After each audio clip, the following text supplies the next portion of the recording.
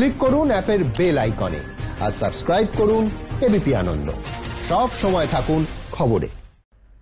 আগামী বছর বিধানসভা ভোটে আর দাঁড়াবেন না। দলের বিরুদ্ধে একাধিক ইস্যুতে ক্ষোভ উগড়ে দিয়ে সিদ্ধান্তের কথা জানালেন ব্যারাকপুরে তৃণমূল বিধায়ক শিলভদ্র দত্ত। তাঁরই সিদ্ধান্তকে আমল দিতে নারাজ তৃণমূল, স্বাগত জানিয়েছে বিজেপি। কোচবিহার দক্ষিণের তৃণমূল বিধায়ক মিহির গোস্বামীর পর এবার দলের বিরুদ্ধে বিদ্রোহের সুর ব্যারাকপুরের বিধায়ক শিলভদ্র দত্তর। রবিবার ব্যারাকপুরে বিজয়া সম্মেলনের অনুষ্ঠানে আর ভোটে না দাঁড়ানোর সিদ্ধান্তের কথা জানান তৃণমূল বিধায়ক শিলভদ্র।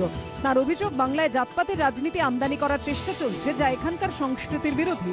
সেই সঙ্গে তৃণমূলের ভোট কৌশলী প্রশান্ত কিশোরের নাম না করে তিনি অভিযোগ করেন, ভাড়া করা সংস্থা দিয়ে ভোট করাচ্ছে দল।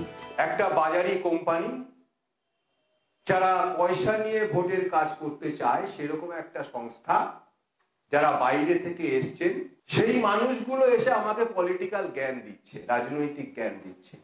দীর্ঘদিনের এই রাজনীতি করার পরে সেই সংস্থার কোনো ছেলে এসে আমাকে বলছে, ভোট নিয়ে আপনাকে ভাবতে হবে না, ওটা তো আমরা করবো, আমরা জেতানোর জন্য এসেছি।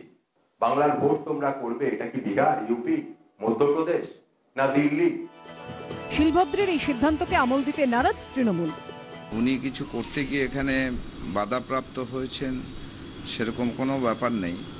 এখন উনি নিজের কর্মকাণ্ডের উপর নিজের হয়তো সেই অনুভূতি এসেছে, যে কারণে এই ধরনের কথা বলছেন। আর দাঁড়ানোর ব্যাপারটা তো সেটা দল ঠিক করে, দল কাকে কি টিকিট দেবে না দেবে। আমি ইচ্ছা করলেই দাঁড়াবো, ইচ্ছা করলেই দাঁড়াবো না, এই কথাটা বলাটা ভুল।